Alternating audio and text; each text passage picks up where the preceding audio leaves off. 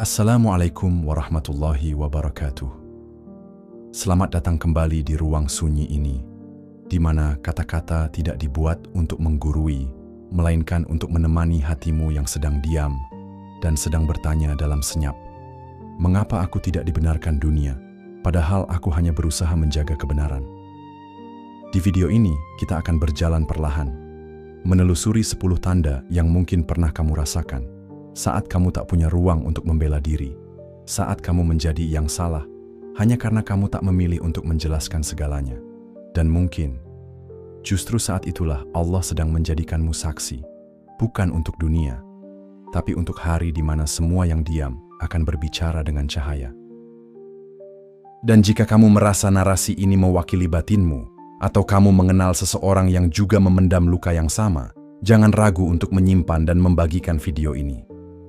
Karena bisa jadi, lewat satu kalimat yang tersampaikan, ada hati yang diselamatkan dari putus asa.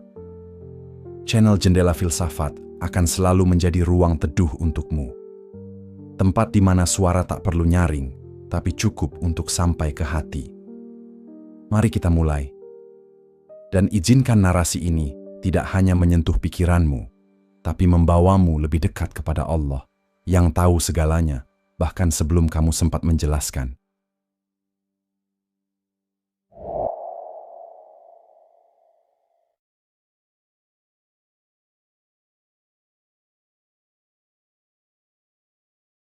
Kamu tidak pernah didengar dunia, tapi Allah menghafal setiap diam yang kau tahan.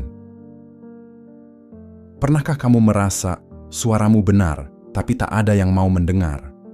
Pernahkah kamu mencoba menjelaskan sesuatu dengan tulus, tapi dunia malah menjatuhkanmu lebih dalam?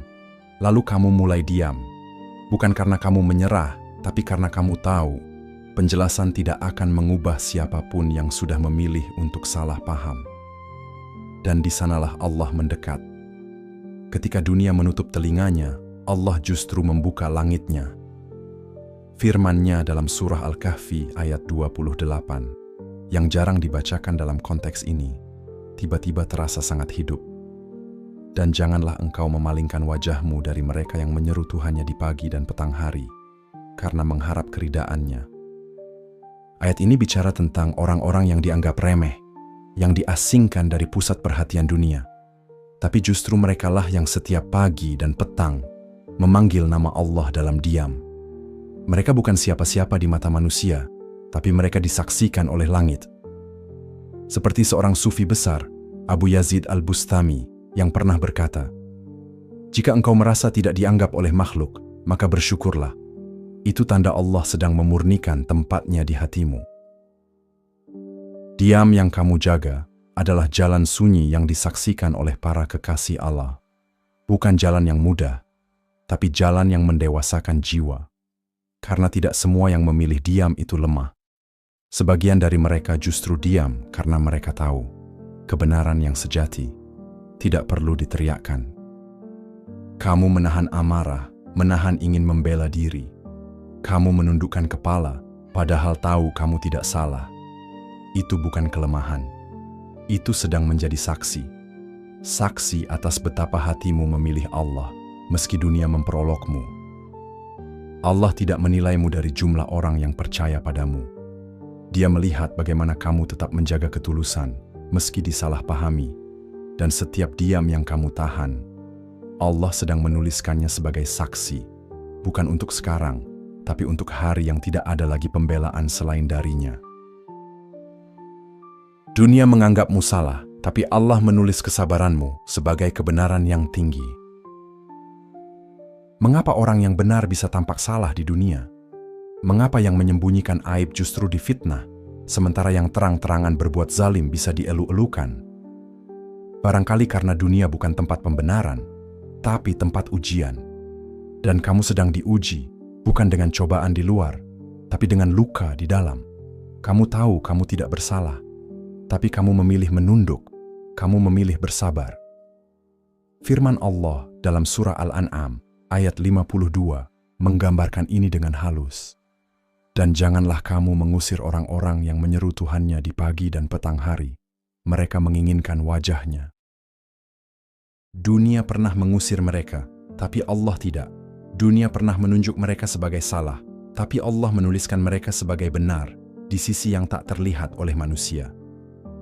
Kisah seorang sufi, Syekh Abul Hasan Ash-Shadzili, memberi kita cermin. Suatu hari beliau difitnah oleh muridnya sendiri, tapi beliau tidak membalas.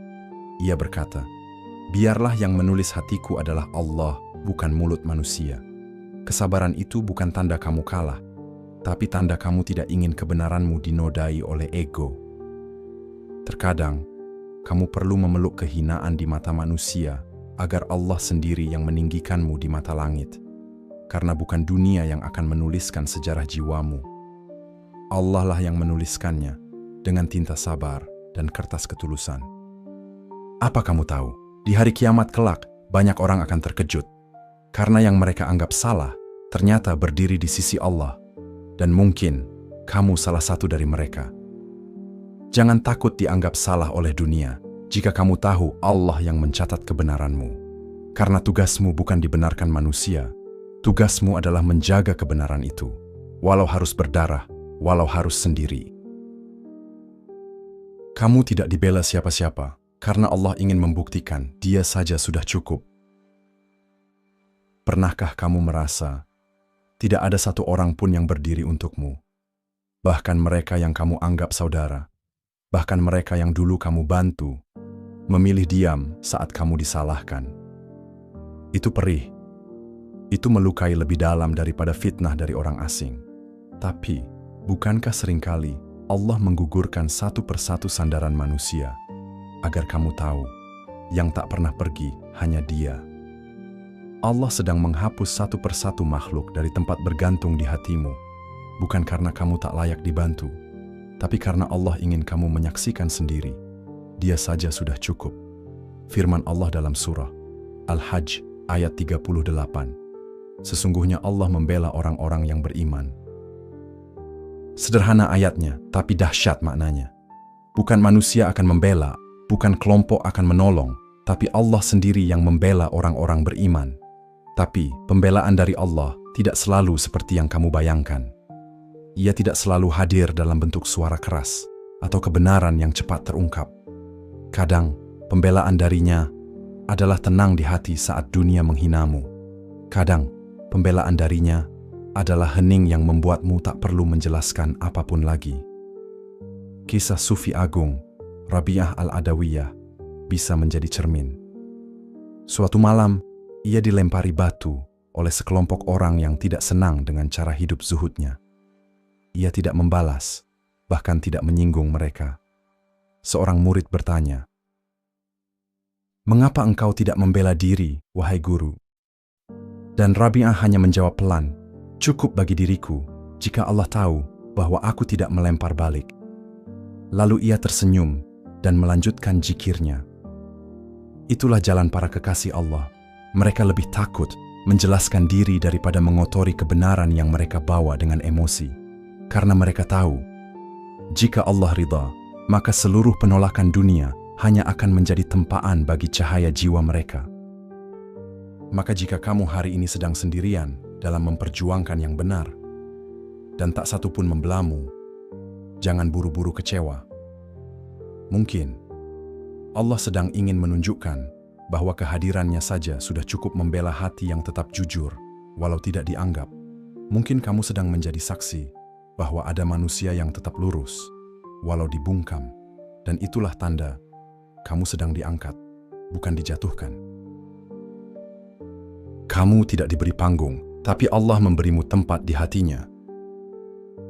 Dunia mencintai panggung, tempat di mana sorotan lampu bisa membuat kesalahan tampak seperti keberanian, tempat di mana suara keras bisa menenggelamkan kebenaran yang lembut, dan kamu tidak berada di sana. Kamu tidak diberi ruang bicara, kamu tidak diberi mikrofon, kamu tidak dipanggil ke depan, padahal kebenaran itu ada di dadamu. Sakit rasanya saat kamu tahu isi hatimu bersih, tapi kamu harus menyaksikan dunia memanggungkan yang hanya pandai bersandiwara. Tapi, apakah kamu lupa? Panggung dunia itu fana.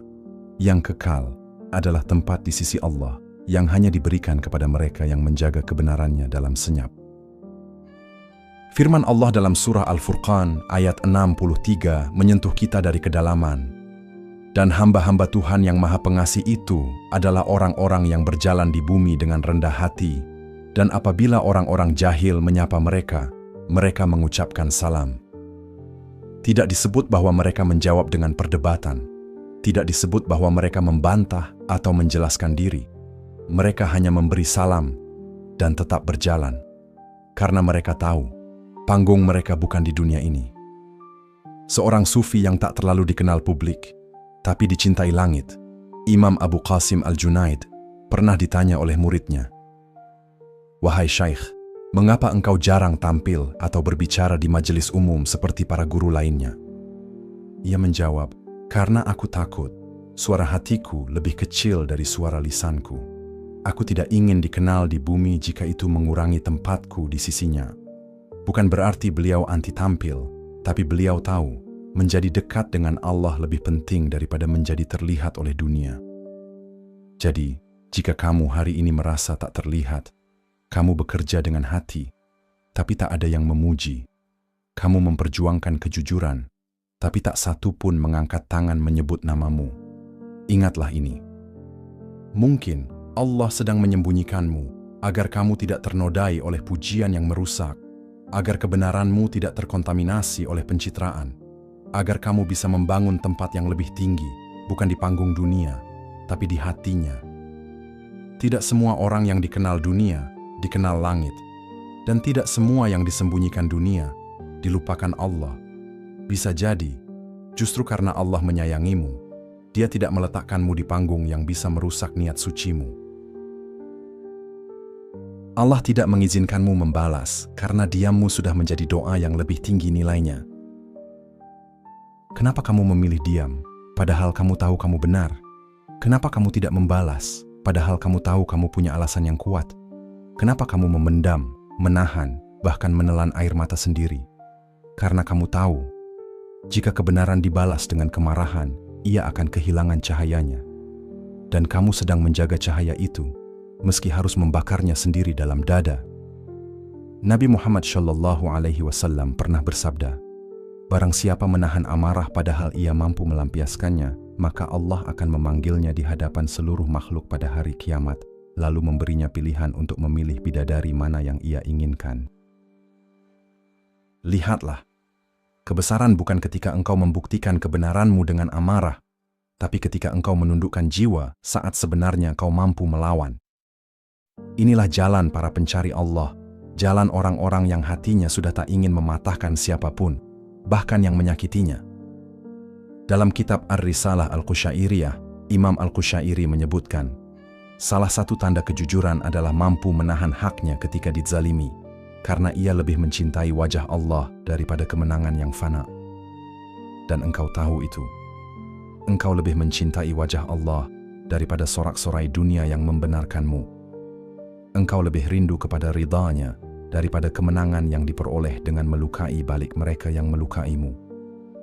Kamu menahan, kamu berdoa, kamu memilih tenang, bukan karena kamu tidak mampu menjawab, tapi karena kamu tahu diam yang ditenagai doa lebih didengar langit daripada jeritan yang ditenagai dendam. Itulah sebabnya Rasulullah SAW diam ketika dilempari di Thaif.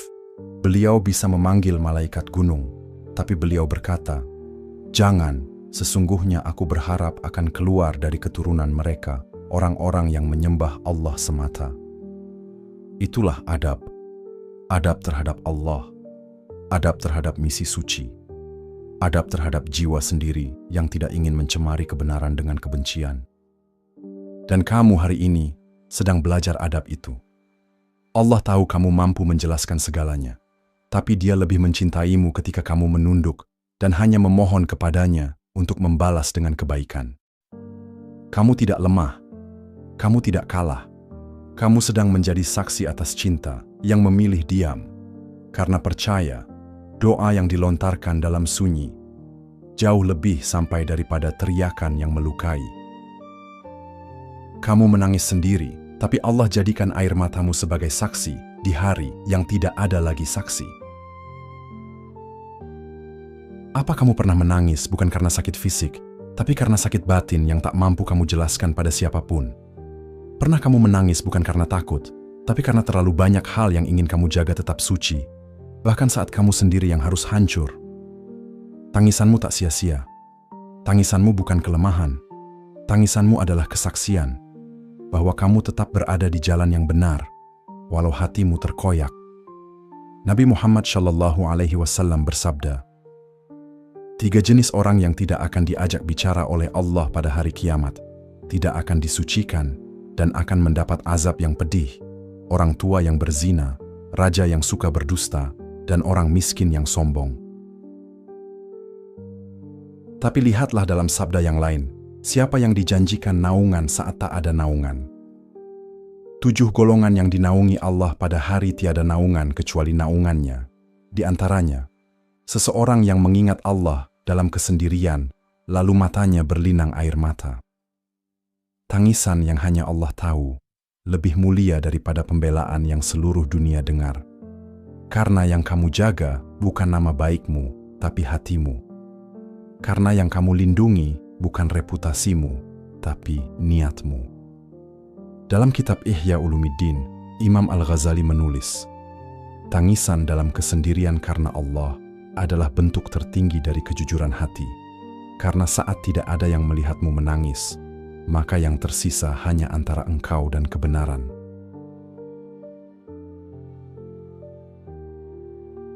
Dan engkau telah meminum itu, tangismu saat tidak dipercaya, air matamu saat dituduh, difitnah, ditinggalkan.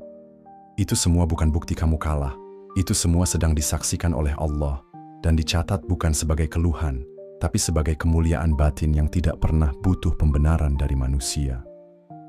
Barangkali tak ada yang mengerti kamu sekarang. Barangkali kamu akan menangis lagi malam ini, dan esok mungkin kamu harus kembali diam meski diperlakukan tidak adil. Tapi kelak, di hari di mana lidah tidak bisa lagi berdalih, air matamu akan bersaksi bahwa kamu pernah terluka dan tetap memilih mencintai Allah, bahwa kamu pernah disalahkan dan tetap memilih tidak mencemari jiwamu dengan kebencian. Kamu adalah saksi itu, saksi yang tidak dikenal dunia, tapi dikenal langit. Kamu tidak bisa membela diri karena Allah sedang menjadikanmu cermin bagi mereka yang berhati kotor. Kadang kamu tak mengerti mengapa kamu yang diam justru dituduh menyimpan niat jahat. Mengapa kamu yang menjaga adab justru dipanggil munafik. Mengapa kamu yang paling berusaha menjaga hati malah dianggap manipulatif. Sampai akhirnya kamu menyadari kamu sedang menjadi cermin, dan siapapun yang berdiri di hadapan cermin tidak akan melihat kebenaran di luar dirinya. Ia hanya melihat bayangan yang dia bawa. Dalam tasawuf, dikenal maqam bernama al-maqam al-mir'ah, maqam cermin. Seseorang yang sudah bersih hatinya akan menjadi pantulan bagi hati orang lain.